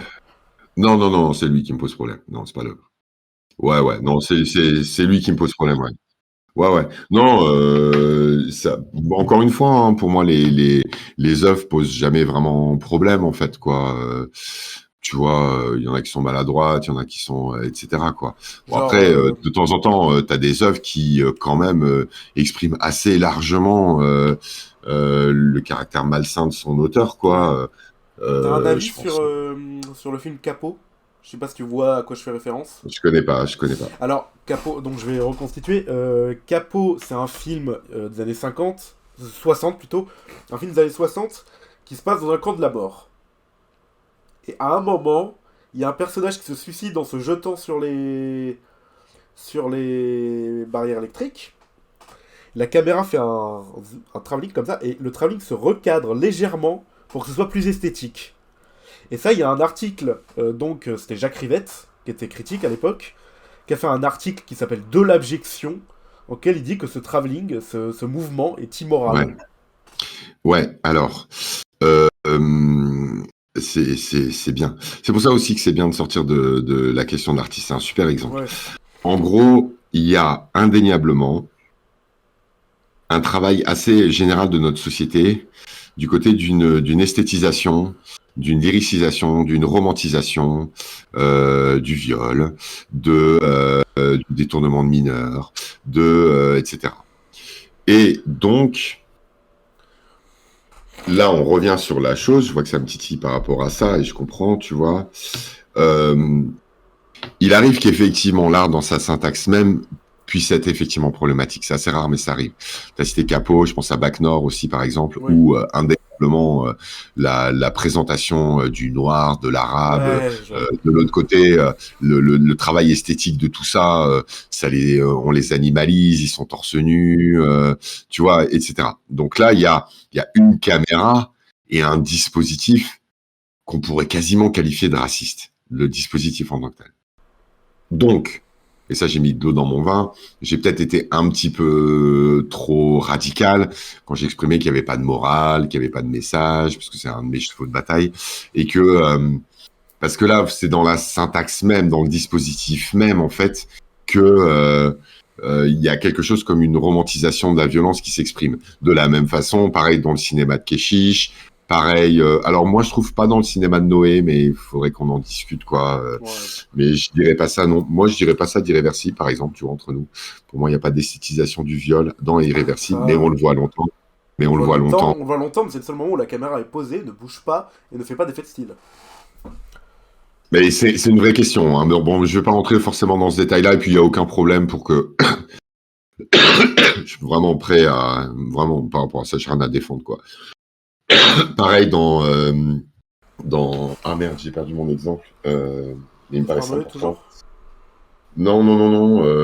Non, je pensais à un film qui m'a dégoûté, par exemple, c'est Gone Girl de Fincher, Ah que ouais. j'ai détesté. Ouais, Bah, ça, on en parce que parlera hors micro, mais... ouais, parce qu'on est en plein MeToo et c'est pour moi vraiment le film ouin là qui exprime que en gros c'est le dispositif cinématographique de mise en doute de la parole de la victime et qui justifie le fait que on doit toujours mettre en doute la parole d'une victime. Pour moi, ce film il est construit comme ça, quoi. Mais bon, on pourra en discuter encore une fois. Hein, là, c'est ouvert à. Donc du coup. Est-ce qu'il y a des œuvres qui, tu vois, du coup, ça contredit ce que je disais tout à l'heure, mais il n'y a pas de problème. Hein. J'espère être une pensée en mouvement, quoi. Ah, on fait notre Est-ce autocritique, que camarade. non, c'est normal. Donc, est-ce que effectivement, je pense qu'une œuvre est de relation, je pense que etc. Maintenant, il y a quand même quelques œuvres qui, dans leur dispositif même, sont assez problématiques et puis que ça vaut le coup aussi de pas oublier que une œuvre comme un règlement intérieur, comme une affiche de publicité, comme une grille de programme télévision. Tout ça, c'est ce que Foucault appelle des énoncés, quoi. Ces énoncés, ils nourrissent un diagramme de pouvoir et donc du coup, à un moment ou à un autre, en 1967, quand Disney il montre des singes, lui qui s'est rapproché énormément de la NRA et des ressucés du Ku Klux Klan d'époque, il nous montre des singes avec des références explicites au jazzman noir. Bon, bah, il y a indéniablement quelque chose de l'ordre du racisme qui se passe là-dedans, quoi. Il n'y a pas de problème par rapport à ça, hein, tu vois. Pareil, quand on grime Armstrong en noir et qu'on lui peint les lèvres en rouge, tu vois, indéniablement, il y a Armstrong, là, quelque j'ai pas la chose. rêve quel Armstrong. Le Louis Armstrong. Ah bon. Avec une grande, c'est très intéressant de voir le rapport qu'ont des musiciens là cette fois-ci vénères et politiques américains, de Dizzy Gillespie à Charlie Parker, en passant par surtout pas Max, mais en passant par ensuite les Julius et les grands poètes du free jazz jusqu'à Steve Coleman aujourd'hui. Ils ont tous un rapport très compliqué avec Louis Armstrong, quoi. Parce qu'indéniablement, Louis Armstrong, il a inventé le jazz, quoi.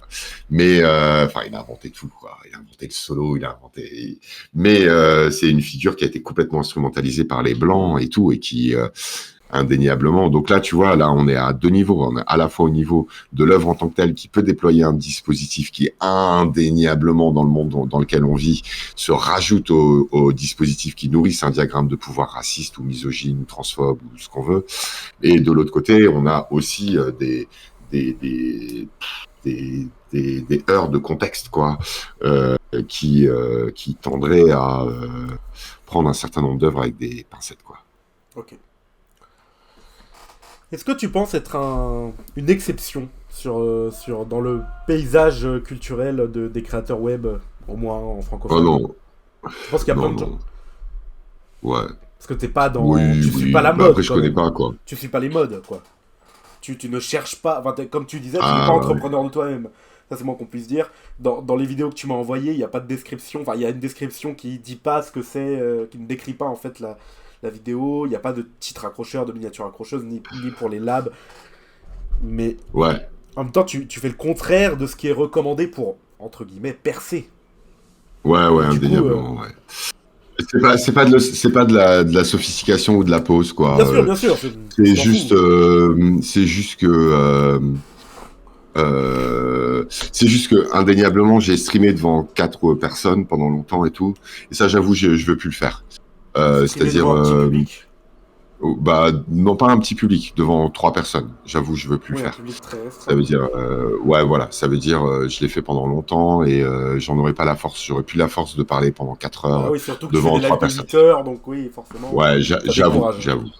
Donc, du coup, comme tout le monde, je me projette dans l'idée qu'au moins, il puisse y avoir 50 ou 60 personnes devant des lives. Donc, du coup, ça implique d'avoir un créneau régulier, de fidéliser un petit peu, de pas être trop obscur, de m'amender un peu, etc. Donc, ça, indéniablement. Maintenant, c'est tout, quoi. Ça veut dire, j'ai un copain qui m'en parle souvent, qui me cherche la merde sur ça, un peu agressif, enfin, sur... ouais, euh, soit plus accessible, fait. Mais en fait, bah déjà, je sais pas si je saurais faire en fait autrement quoi. Déjà, soyons honnêtes quoi. Bah oui, il y a ça. Et puis ensuite, ouais, non quoi. Ça veut dire, enfin, ça aurait pas le même sens quoi. Tu vois. Autant que je reprenne le boulot de livreur vélo pour me faire les 30 balles qui me manquent, quoi, tu vois. Enfin, ce que je fais, en fait, parce que la précarité, je connais, quoi. Donc, du coup, j'ai jamais pensé, en fait, que YouTube ou quoi que ce soit me sortirait de la précarité et Non. tout, et que, etc. Donc, mon objectif, c'est juste de pouvoir stream devant 50 personnes, j'avoue. Voilà, ça, c'est le Du kiff, quoi. coup, on ne verra jamais de contenu sponsorisé de Philippe Maïsetti. Bah, ou alors, ce serait pour faire. Alors, si c'est pour faire de la thune, tu vois, j'ai assez vécu dans la précarité, mais là, je vais peut-être en avoir moins besoin, quoi. Mais non, j'ai fait des trucs pour pouvoir gagner de l'argent pour acheter des camions de pompiers à mon fils, qui sont bien plus graves que de faire une vidéo sponsorisée, quoi. J'ai Oui. donné des cours à des flics, Ouais, mais j'ai c'est fait pas. du, Les flics j'ai sont fait pas du, infamants non plus. si, j'ai fait livreur vélo pendant des années. Oui. Tu vois, donc franchement, j'ai été prof. Tu vois, donc non, c'est-à-dire quand on a besoin d'argent, vivre, Ah, manger, la tout bonne ça, conscience etc. est un luxe. Ah ouais, grave. Franchement, j'ai vécu dans la. Faut pouvoir dire que non, non, moi je, etc. Donc c'est vrai que ces dernières années, si j'avais fait, je sais pas, un format par exemple un peu simple, je pensais par exemple, j'aimerais bien faire ça, faire de la lecture pour les enfants. Tu sais, faire des histoires. Des livres audio, genre. Ouais, du livre audio pour les enfants. J'aimerais bien faire ça. Mon fils, il s'endormait en écoutant le livre audio de Star Wars. Là, toutes les nuits, et j'étais très admiratif de cet artisanat-là, du conte.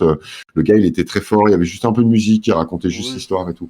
Tu vois, si jamais j'avais fait un truc comme ça, par exemple, et que pour X raison, ça avait un peu marché, tout ça, etc., qu'on m'avait proposé de la sponsor, etc., pouah, j'aurais pris, quoi. VPN, sa mère, crypto, machin et tout. mais, N'importe quoi. mais du coup, J'aurais bouffé à tous les râteliers. est-ce que Mais tu en pourrais revanche, quand faire c'est... un lab avec en haut à droite un logo CyberGhost VPN? Est-ce que ce serait possible? Non, non, ça a aucun sens, quoi. Non, non, non, ça a pas de sens. Je fais pas pour ça. Je fais pas ça pour ça, quoi. Tu vois. Je ferais pas. Non, non, non. Ou alors, si jamais il y avait un format qui se transformerait en ça, hop, je l'isolerais, je le mettrais à part, je me mettrais sous pseudo. Fuck les gens Ouais. qui me donneraient Non, des mais leçons de morale, et je continuerais à faire du lab oui, sans le du lab. signe VPN. Ok. Ouais, ouais, clairement, Et est-ce que clairement. demander un Tipeee, est-ce que ça serait. Enfin, un, demander des pourboires aux gens, est-ce que ça serait.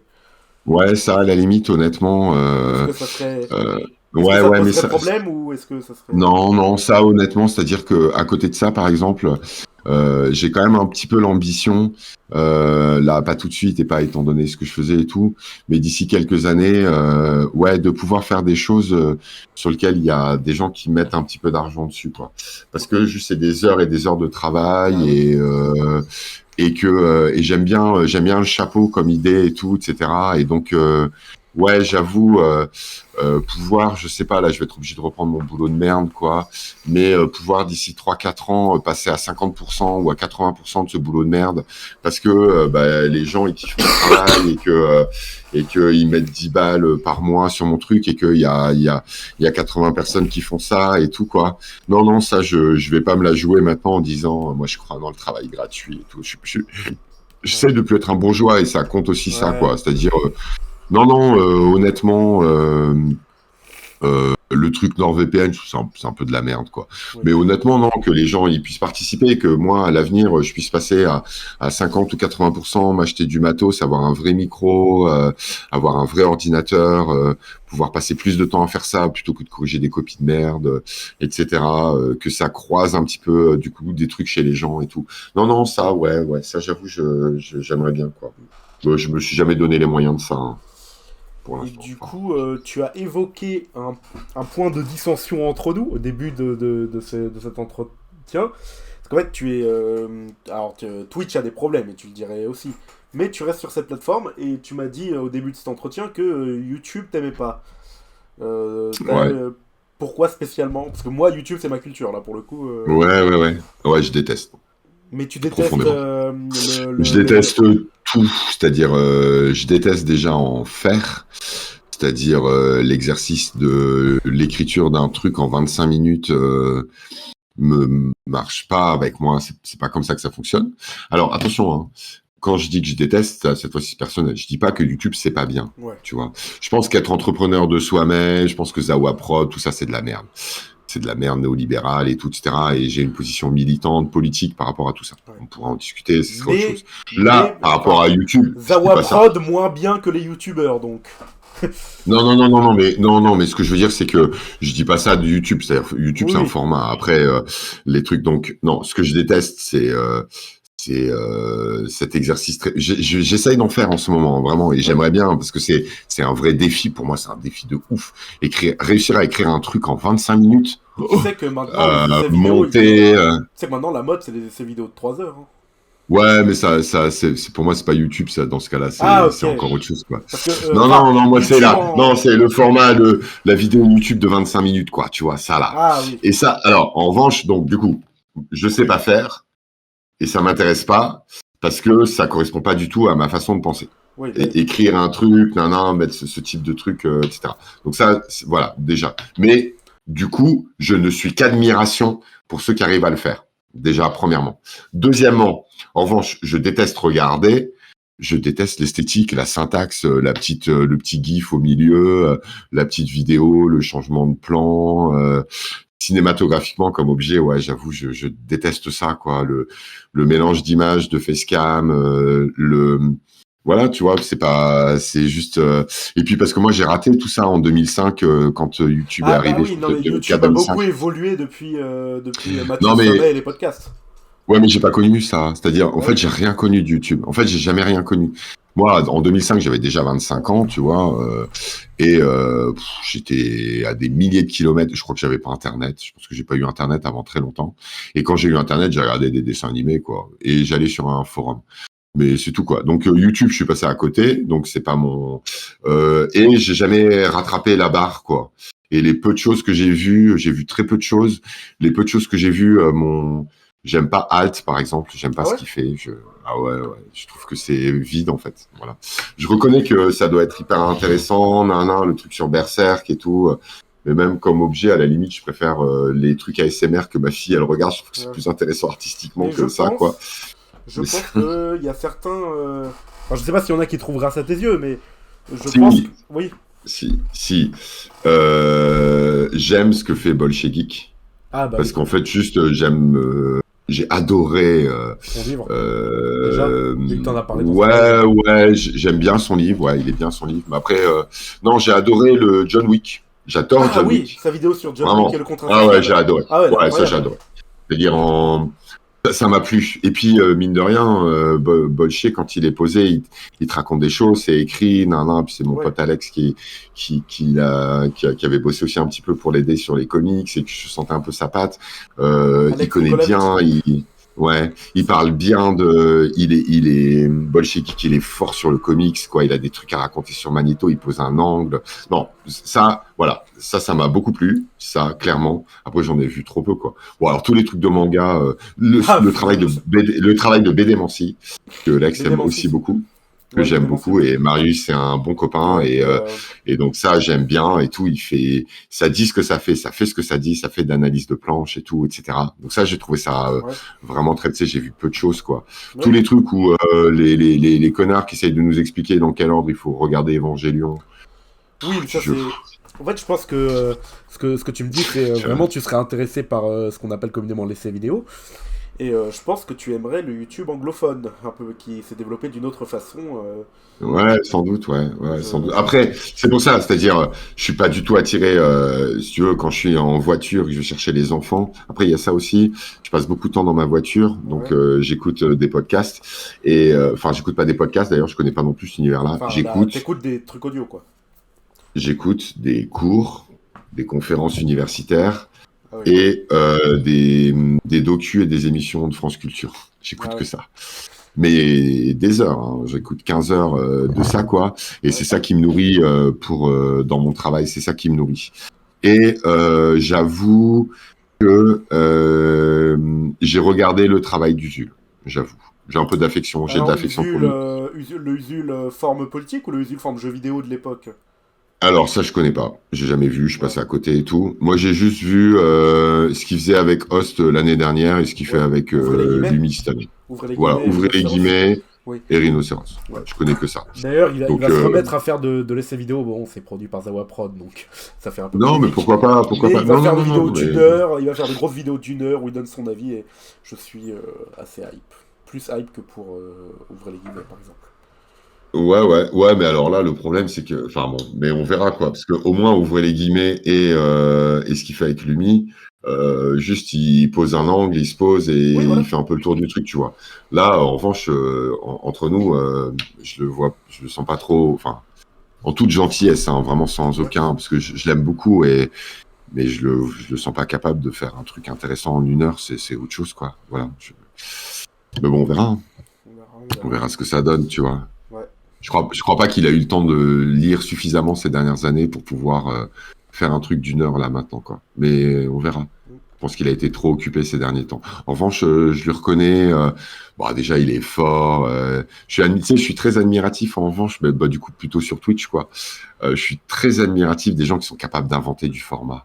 Ouais. Parce que c'est ce qui manque sur Twitch, c'est-à-dire que Twitch assez vite.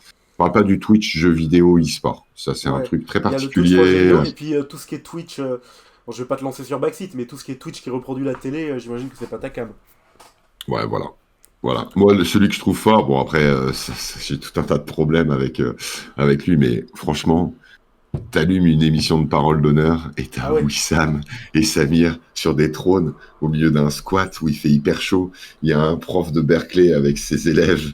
Il y a des dames qui viennent de cité, qui parlent de leur rapport avec les flics. Tout ça, Ouais. ouais, j'avoue, il est fort, ouais. Puis il y a ce que Enfin, fait, il y a ce que fait Lex aussi. J'imagine que t'aimes bien, ah ouais, vu que ah vous ouais, avez ah créé ouais, ouais. ensemble un magnifique serveur Discord sur lequel je suis que vous pouvez rejoindre.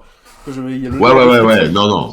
Ah, bah ouais. Alors après, là, en streamer, j'ai des trucs à dire sur, autant sur YouTube, je connais pas, Twitch, je connais quand même un peu, Ouais, quoi. bah oui. C'est-à-dire que Twitch, bon, il y a tout l'univers jeux vidéo, etc.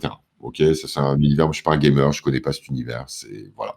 J'imagine qu'il y a des gens qui font des trucs bien, d'autres pas bien. Moi, le seul truc, parce que des fois j'essaye de traîner devant ça, mais je vois pas l'intérêt. Les seules vidéos, jeux vidéo dont je comprends l'intérêt, c'est quand c'est Nobody qui parle, quoi. Là, je comprends. Je vois, c'est intéressant, c'est passionnant et tout. C'est les meilleures vidéos Twitch que j'ai vues là sur ça, quoi. Et ensuite, nous, on a une petite histoire par rapport à Twitch, c'est que j'étais en coloc avec Marcel. Je vais pas donner j'ai pas le dox là maintenant, Marcel avec Duchemin, Marcel le Duchemin. streamer. Le streamer qui Ouais, fait voilà. live tous les Donc on matins. était en coloc ensemble et un jour, Marcel, il est rentré du taf et il m'a dit, ouais, après le taf, je, je vais m'acheter une tour, pas cher. Et tous les matins, de 7h30 à 11h, je vais streamer de la revue de presse. Et il le fait encore. Et je vais entrer dans les 500 européens de TFT. Il y avait ça aussi, il m'a fait rigoler. C'est ceux qui habitent à Malte, là? Là, bah, C'est le délire de ceux qui habitent à Malte, c'est ça, les 500 européens de TFT? non, le jeu TFT, je sais pas si tu connais Ah non, je connais Tactical. pas, non. Ouais, Ah, un jeu vidéo, dans le classement, etc. ouais, Ah, c'est ok. un jeu tactique, etc. Donc il m'a dit, je vais être dans les 500 TFT et je fais une revue de presse tous les matins. Et ben toute mon admiration pour lui qui effectivement a réussi pendant là, ça fait presque 2 ans maintenant qu'il fait ça, tous les matins à 8h. il propose un truc hyper quali de 8h à 10h30, 11h tous les matins, quoi. Et aujourd'hui, il y a 300, 280, 300 personnes qui suivent C'est de Marcel, lundi à quoi. vendredi tous les matins. Hein. C'est encore aujourd'hui, Et je crois que donc, c'est ça. ouais. Et donc ce matin, donc allez voir Marcel Duchemin. Et donc à ce moment-là, on a rencontré avec Marcel tous les deux un peu en même temps, lui avant moi, hein, lui en prums, parce que du coup il avait le créneau du matin. On a rencontré Silla Ozaha, qui est une réunionnaise et qui streamait avec New. Tous les matins et qui lisait des livres politiques, qui parlait de la Réunion, etc. Et comme il y a un décalage avec la Réunion, en général, Silla et New, à la fin de leur live, ils allaient raid Marcel, quoi. Et du coup, il y a toute une petite bande, en fait, autour de Silla qui s'est créée, que tu connais peut-être, Brigagnan, Valeurs anarchistes, Vulga Droit, Vulgaire, je connais le nom. Marcel, etc. Donc on est tous Barbara la gauchiste. Je vais pas tous les citer parce que je vais en oublier, ça va être. Et donc du coup, on est une espèce de petit crew avec des modérateurs. C'est toujours les mêmes qui tournent, ouais, j'ai vu ça. Qui ont transformé la modération en un art, quoi, et une technique. Et donc, voilà, il y avait ce petit groupe. Donc, ce groupe existe, en fait. Après, il y a Wamgi, bon, bref, il y a tout un tas de gens. Alors, tout ça, c'est des Alice Rage, etc. Alors, tout ça, c'est des petits streamers, quoi. Mais on s'est trouvé bien un peu tous ensemble et tout, etc. Et en parallèle de ça, on a fait le piquet de stream. Et le piquet de stream, ça a été une vraie expérience, quoi. T'avais suivi ça à l'époque? En fait, avant de regarder Soft Power, je regardais extrêmement peu de Twitch. Hein. Mais je vois ce que c'est. Okay. C'est un stream continu, qui donne tous ses revenus au piquet de grève. À l'époque du mouvement retraite, je crois. Ouais, mais genre, je sais plus combien on a récupéré d'argent, mais plus de 140 000 balles, je crois, on a récupéré. Hein. Donc, ça, sur un mois. Ouais, c'est pas mal, ouais. Ouais, non, on avait cartonne, quoi. Et là, c'était continu et tout. Et là, j'ai rencontré Sharp, j'ai rencontré Artillerie, quelques techniciens, Couscous et tout, etc. Ouais. Et ce que ça m'a plu de faire ça, Klitsch Norris, qui était notre papa à tous là dans cette expérience-là. Est-ce que ça m'a plu de faire ça? Ouais, indéniablement, ça avait du sens, tout ça, etc. Et puis au moins, c'était une aventure un peu collective. Et puis j'ai appris plein de choses au niveau technique, et notamment, moi, je suis pas du tout un technicien, je sais pas faire de son, d'image. Mais en revanche, je viens un peu de la coordination culturelle, ça a été mes études et tout, quoi. Donc, gérer un serveur Discord, organiser, créer des documents, etc. Bon, ça, c'est des choses. Et donc, j'ai appris des nouvelles techniques pendant l'organisation de ça, qui m'ont un peu servi, d'ailleurs, quand on a fait le marathon avec les intergalactiques, quoi. Et donc, aujourd'hui, ces expériences du Twitch, là, elles me donnent envie de faire des événements collectifs, indéniablement, de construire des formats qui s'implantent, qui restent, de permettre à des collectifs autour de la culture pop, je pense à Toku Culture, etc., de me proposer pour les aider à se structurer, parce que même si je suis obligé de redevenir prof, j'ai quand même fait une reconversion pour devenir un coordinateur socioculturel, donc je suis un chargé de diffusion et de production, en fait, c'est ça mon métier, quoi. Et même si je peux pas l'exercer, c'est quand même ça mon métier. Et donc aujourd'hui, je voudrais faire ça. Je voudrais faire exister de la culture pop en dehors de Twitch, dans des festivals, dans des événements, en physique, dans des tournées, avec des expos, etc. C'est plutôt ça, moi, qui m'intéresse, quoi. Mais aucun ressentiment par rapport à YouTube. Les gens qui savent faire ce que je sais pas faire, par définition, on a tendance à les admirer, hein, donc déjà indéniablement, quoi. Donc je les admire indéniablement. Après, c'est vrai que c'est une forme qui m'attire pas trop, mais j'ai sans doute pas croisé ce qui convenait, quoi. Et Lex. Et Lex, au niveau, lui, je suis, bon, de toute façon, il le sait, hein, je ne suis qu'admiration pour son travail, quoi. Et notamment aussi au niveau formel, c'est-à-dire c'est assez rare que je sois fan de l'écriture. Et je suis fan de l'écriture. C'est d'autant plus intéressant que c'est de l'écriture destinée à du live et tout. C'est un flow. Et puis ses angles sont forts et tout, etc. J'aime beaucoup ce qu'il fait, quoi. Et après, il faut que je découvre tes vidéos, il faut que je découvre, tu vois, il faut que juste YouTube, il faudrait qu'on me prenne un peu par la main, quoi. Mais ça va trop vite sur le Discord, ça va trop vite, il y a des trucs et tout, et mais franchement, fais-moi découvrir des Twitchers, je te fais découvrir des bons YouTubeurs, là, il n'y a pas de... C'est un échange de bons conseils. Ouais, je suis prêt à reconnaître que il doit y avoir des trucs qui sont intéressants. C'est vrai que c'est hyper loin de moi, à la fois au niveau du faire et au niveau de ce que je vois, quoi. Mais voilà, il faudrait. Bon, imagine que du coup TikTok, tout ça, c'est encore plus loin, quoi. Tu vois. Ouais, TikTok, c'est. Même moi, qui a peut-être la moitié de ton âge, voire moins, TikTok, je connais pas. Ouais, non, tout ça. Bon, Enfin. il y a le côté, il paraît, qu'ils font exprès de proposer du contenu nul quand c'est aux Européens Alors, et du contenu après, intéressant quand c'est aux Chinois. Il y a une histoire alors comme ça. après, à côté de ça, il faut pas oublier qu'il y a du marketing de rupture ou de la défense Ouais. de rupture qui existe. C'est-à-dire que tu as des gens, comme tu disais tout à l'heure, qui font de la vidéo essai sur 1 heure. Ouais. Tu as des gens qui font des lectures. Il y avait une fille qui faisait des lectures d'extraits de romans sur Twitter Oui. qui marchait Le du tonnerre. problème, c'est pas la plateforme, le problème, c'est le contenu majoritaire. C'est ça que tu vas dire. Et il y a l'Odoniri, qui fait du TikTok, quoi. Et Lodo, c'est 2-3 minutes de vidéo face cam, un peu sérieux sur des sujets. Et elle cartonne, elle a des dizaines de milliers d'abonnés et tout, etc., quoi. Sur Donc du TikTok coup, ou sur Twitch, du coup? non, sur TikTok Ah ouais. et tous les dimanches après-midi. Donc allez écouter Lodoniri tous les dimanches après-midi sur Twitch. Philippe, on arrive bientôt à la fin. Je pense qu'on a bien parlé là. Ça doit faire 2 heures qu'on discute. Un peu moins peut-être. Je vais te poser la même dernière question que je pose à tous mes invités. Une question auto-centrée, hein, c'est est-ce que y a des gens que tu aimerais voir dans Fleuve dans les prochains épisodes? Andrea. Andrea, ta camarade de map. Ah bah oui. Ah bah oui. Ok, C'est la streameuse la plus intéressante qui ok. existe aujourd'hui. Je lui dois tout politiquement, Ouais. une nouvelle façon de voir le monde, ce que c'est que de politiser, décoloniser l'écologie, ce que c'est de. Ah ouais, non, je lui dois absolument tout. Ouais. Et il faut écouter ce qu'Andrea elle dit de plutôt d'Urasawa, des 4 éléments. Ok. Ce qu'elle dit des films des films autour du travail et tout. Ah ouais, non, Ok.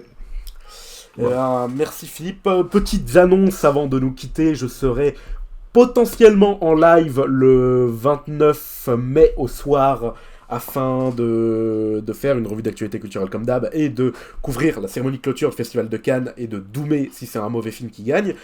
Et ensuite, le prochain épisode de Fleuve, c'est prévu, ce sera avec Fibre Tigre. Vous pouvez me poser des questions d'ores et déjà. Merci Philippe, est-ce que tu as un mot de la fin? Suivez ce que fait Skull. Une bouteille à la mer pour les Et générations tout ce qui arrive à la fin. Et tout ce qui va arriver Tout ce qui va derrière. arriver. Suivez Skull. Suivez Merci. Skull.